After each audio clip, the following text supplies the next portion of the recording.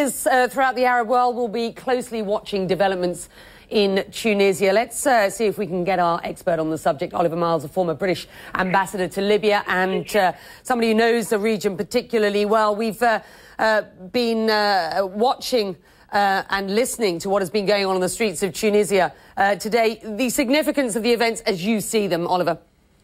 Well, first of all, Tunisia is quite a small and not very influential country in the Arab world, but still, it's been being watched closely, as you say. I think that the first impact was in Algeria, and although troubles have been going on in Tunisia now for nearly a month, it's only in the last 3 days that similar troubles broke out in Algeria, but quite serious. We don't know all the details, but it seems that, according to the Minister of the Interior, I think more than 700 police officers were injured in demonstrations. Well, that suggests that they were pretty large-scale, wide-scale demonstrations. But Algeria is a big country, and it's not going to take its tune from Tunisia.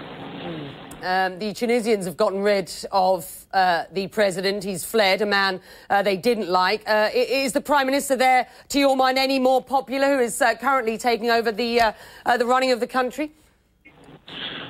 I think the Prime Minister is regarded as being simply in the pocket of the outgoing president.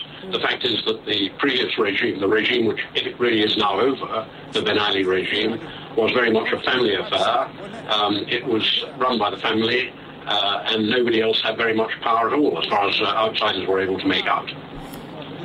Celebrations on the streets, to all intents and purposes, but Ben Wedeman reminding us that, he has reservations as to whether those celebrations are fit, as it were, at this point. Is this the end of that regime as you see it?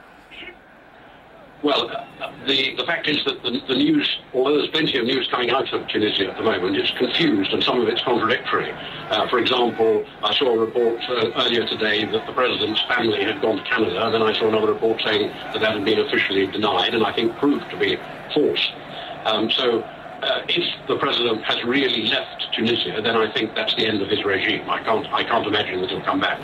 You'll have heard Ben talking about the regional implications, which are perhaps wider than those of national interest at this point.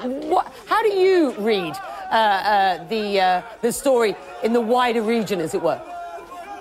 Well, the troubles in Tunisia started, it seems, for reasons connected with the economy, food prices, unemployment. Now, these problems are very, very common to the region as a whole. In fact, you could almost say that they're endemic throughout the region, especially unemployment. Of course, the question of food prices is not necessarily quite so difficult to handle in those countries which have a lot of oil money, which Tunisia does not. But nevertheless, there are problems, and it's interesting to see that even countries like Libya, Morocco, and Jordan have taken steps in the last few days to try to stem the rise in food prices, because this is one of the basic problems.